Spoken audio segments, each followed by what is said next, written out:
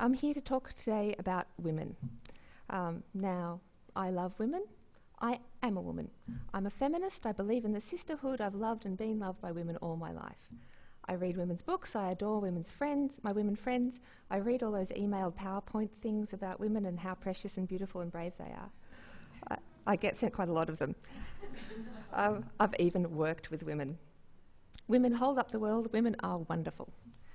But women can also be, let's see, how is it usually put? Bitches. There we go, women can be bitches. Thank you, it's been great doing this talk. Thank you all for coming. No, we know women can be bitches, famously so, traditionally so. But what I'm interested in is why women are bitches, not just to men, but to each other. Not you, of course, dear ladies in the audience. Never you. Now, I have always been very lucky with my experience of other women and did not get beaten up at school, oh, that's better, whacked at hockey, dacked at uni, evilled by aunties, or scraped by the loving fingernails of my girlfriends. I'm not talking about the fully operatic, knife-wielding maniac bitchery that makes good soap on TV. But I have entered some of the most hostile zones known to humanity, the women's changing room at a certain South Yarra gym, for example. And this is where you're allowed to start all hating me. I myself have, okay, yes, thought unkind things about other women. An example, I saw an overweight woman eating an ice cream and I disapproved. Another example, I saw a schoolgirl with great legs and a very short skirt and I tutted.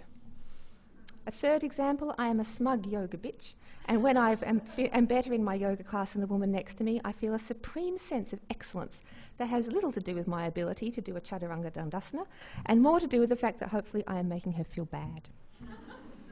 Now, let me admit the stupid things that are going on in my head, even if I don't realise it at the time.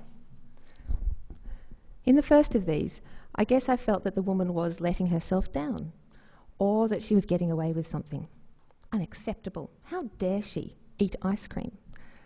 In the second, the schoolgirl, I was concerned for her privacy, envious of her legs, and prudishly shocked at the young people and what they get up to when in my day it was all leg warmers and sensible home-knitted corduroy trousers.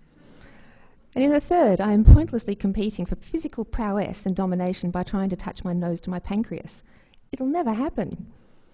Now, all of these are useless and petty criticisms, which suggest that I am threatened by other women's choices, obsessively comparing myself with other women all the time, and capable of making lightning judgments about other people's business. For God's sake, why? Now, I can't pretend to have any great theory about why it is that women are so mean, and today's talk will not solve my bitchiness or mollify yours. Sorry, not yours. But I would like to have a think aloud about why we do this to each other, when really we have so much in common and quite enough crap going on in life without bringing each other down all the time. My theory, which is not really so new, is that we compete to fulfill ideas of what modern women are. We do this by judging others because we are constantly judging ourselves. And this perpetual rating of ourselves against others makes for friction which, like the competitive mania inside us, we interiorise and yet emit, like secret farts. The odour of our discontent floats around, even if no one wants to admit it came from them. I should say at the outset that no doubt men have a similar set of issues, all that buffy rivalry and tedious braggadocio and knifing each other in fast food outlets. But to be honest, I am bloody sick of men and their problems. I've spent far too much time on men's feelings already in my life. Guys, you can just sort yourselves out. So, let's see. Women have come a long way. We no longer have to compete for a very small number of jobs as teachers and nurses and governesses. We don't have to rely on men for our money. Our ribs are free from corsets and our feet are not bound, so we can walk. We have women in some of the top jobs in the world. We have contraception, so we're free to make choices about childbearing, and we can order porn online. Not you, of course, dear ladies. This is a golden age for women, especially in the Western world, and it's simply ungrateful to harp on about the small few things that are still not quite perfect. In fact, how womanly to be a perfectionist. How uptight. There are just a few things that make me an uppity perfectionist and give me pause for thought in the midst of this idyll. Women might be in top jobs, but there are only a few of them and we still earn only 84% of what men earn. Women might have great choice in contraception, but it's still our problem to find the contraception.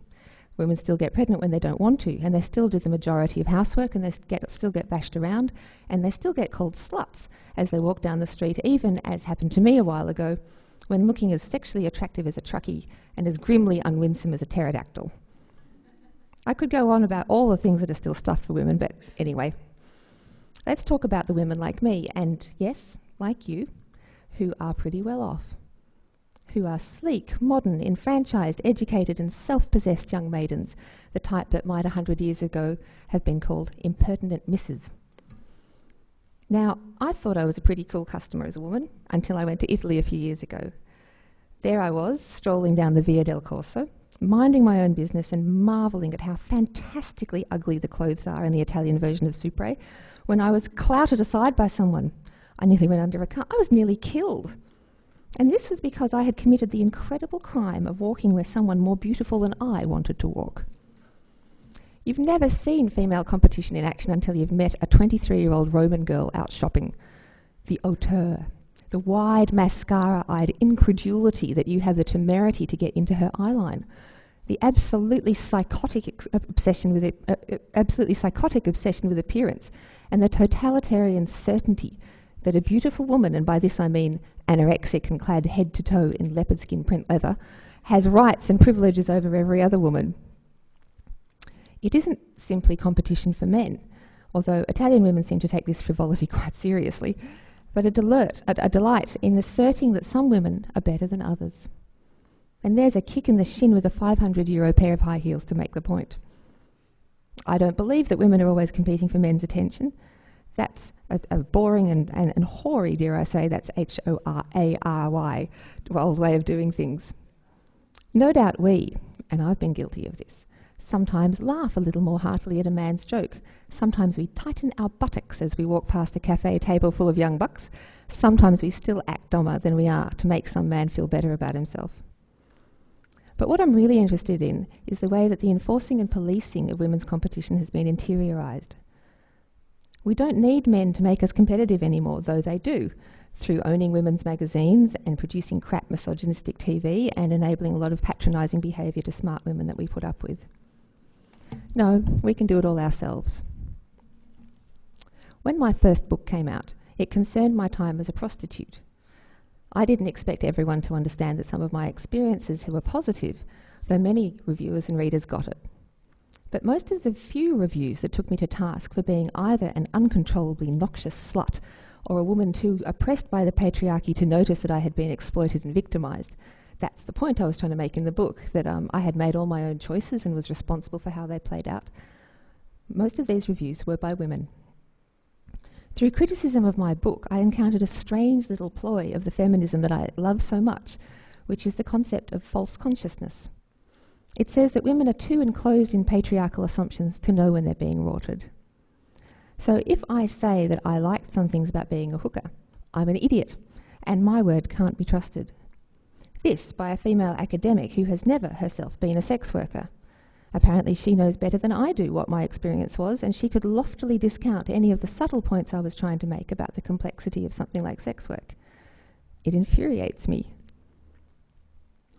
But I think sometimes I make the same error of arrogance. How have I, who hates being judged, become so judgmental of my fellow women? How do I dare assume that what goes for me should go for everyone else and resent them when it doesn't?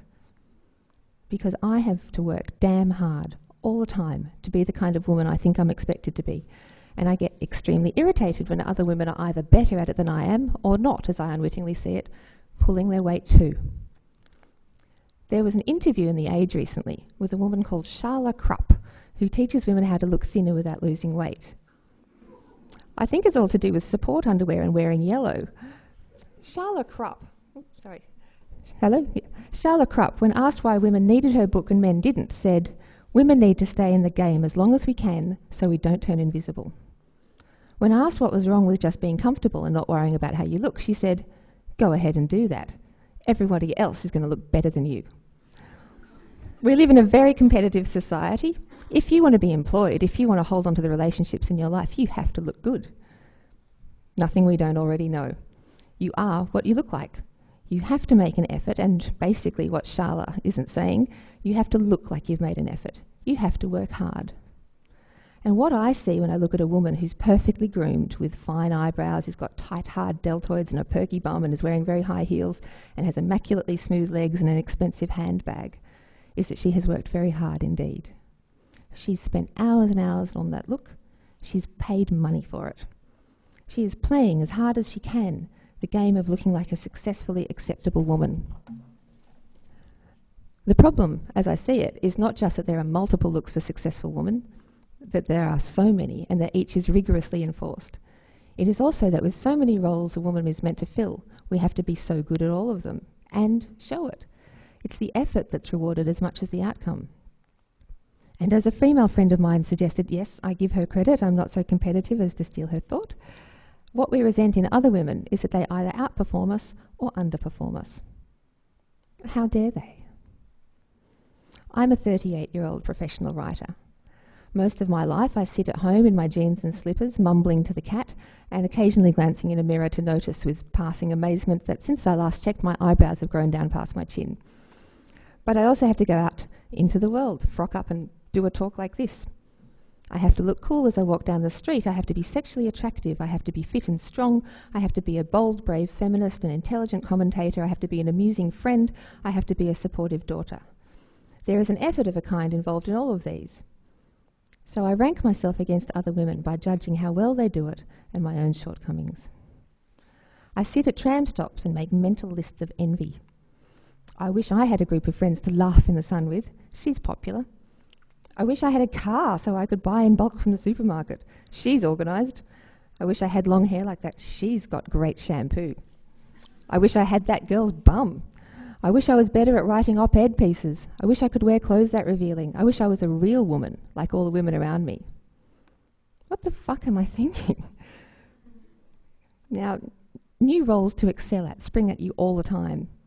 Last year, I was asked to take part in a feature in a magazine about women and their attitudes to their bodies. It involved an interview and a photo shoot. A nude photo shoot. It took me about 3 minutes to answer yes, because I was feeling pretty sprightly at the time, having done lots of yoga lately, much better than the silly moo next to me, and wanted to show it off. A nice picture to show my grandkids. But then panic set in. I was all prepared to wax lyrical about accepting your body and loving yourself just the way you are and all that. That's what I knew I was meant to say. But in reality, as the date for the shoot grew closer, I booked appointments. Never mind waxing lyrical, I got a leg wax. I got a haircut, I got a facial. I went to the gym every day and pumped weights in my room in between. I inspected every centimetre of my poor writer's body and tried to imagine what the great public would make of it. I didn't know if I could go through with exposing it all after all. I'm not used to having to be so, well, I'm trying to think of a word that isn't virtuous or conscientious or goodly or righteous.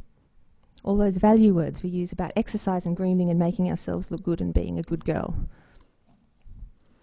At the shoot, I was manicured, my hair was glued with spray, makeup was dappled on me, I was slathered in moisturiser to make my skin gleam and told how to pose. I spent the 10 minutes of the shoot simultaneously trying to keep my toes pointed, my tummy sucked in, my face relaxed, and my entire body from slipping lubricated with Nivea off the chair. The pictures were lightly photoshopped in post-production. When the magazine came out, I didn't know which role I was meant to fill. Was I the proud exponent of women's body love? Was I a sultry kitten looking sexy on a chair a la Christine Keeler? Was I too sexual, since naked? Had I made a fool of myself? Was I proud of this or not? What had I done? I told all my female friends about it and hinted ambiguously to my male friends. Because I wanted my female friends to admire my body. I wanted them to admire my courage and my deltoids, sadly obscured by the pose. It was sisterly sharing, but I suspect it was also competitive. And I wanted their approval. I wanted them to tell me that in our ranks, I was looking pretty good. As it happened, all my girlfriends were very sweet and said my feet looked nice. At least they said my feet looked nice. The whole thing was very confusing, and it was only months later that I remembered the entire point of the exercise was to leave aside anxieties about my physicality and comparing myself to other women and just be comfortable in my skin. Simpler said than done. So, after all the angsting that writhes away on our insides, Then we have to deal with all the external crap about who we should be and what we should be doing. I'm in my late 30s, as I said, and I think that in these days, this is one of the more compressive periods of a woman's life. Choice is narrow and are more definitive. Children or none, marriage or not, for every choice we make, there is a sacrifice, a larger, more portentous sacrifice than the ones that we made earlier in life. So whatever we do, someone else is doing the other, and it's hard not to resent that. I mean, who do they think they are? I can work myself into a raving fury about women who have children, and 10 minutes later work myself into a further fury when a friend assumes that I mean I don't want children myself. Our positions on these matters are more manifest, more public, and more heavily questioned than we are used to. Suddenly it seems that just as I reach a stage in life where I am more comfortable with myself than I have ever been, my identity as a woman is interrogated all over again, and this time it's serious. No longer is it a private little frivolity if you want to have multiple partners or none, have 15 children or none, spend your time travelling the world or waxing your whole hoochie. Your friends, your family, your government want to know. Feminists have attitudes about it, non-feminists have attitudes about it. You have a million attitudes about it, and it's like musical chairs. You're suddenly at the defining moment of your life and you never even heard the music stop. I hate the women who have made their choices. I hate their choices, and I hate that they fronted up to the choice. I hate other women who, like me, who don't know how to choose, and I hate that I have to choose. All in all, I'm quite cranky. But, of course, I don't hate women. I am in awe of them. Women cope with all the pressure I've been moaning on about, and still manage to like each other.